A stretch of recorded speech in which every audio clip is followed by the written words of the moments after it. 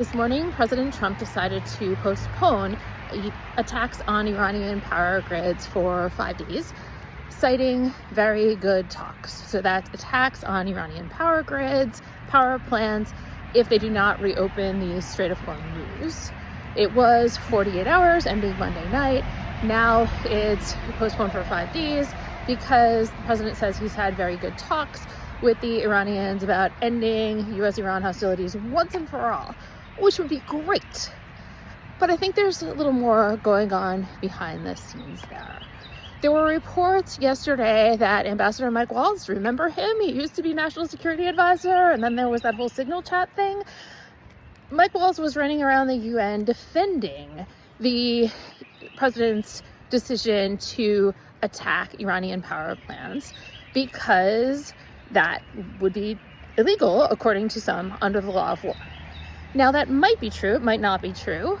Dual-use infrastructure like power plants could possibly be a valid military target if it is being used for military purposes.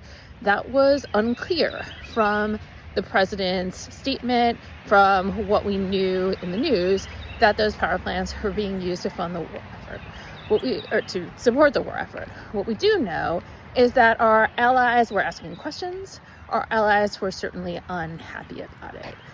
Because whether or not those power plants were a legal target, Iran had threatened to retaliate by hitting power plants throughout the Middle East in U.S. allied countries hosting U.S. bases. And those countries were certainly not happy about this. And the U.S. needs them to support the overall war effort, right? We need their access, we need their basing, we need their overflight. We need those allies, and they have been hit pretty badly at this point by the Iranians in retaliation for their support of the United States and for supporting U.S. bases.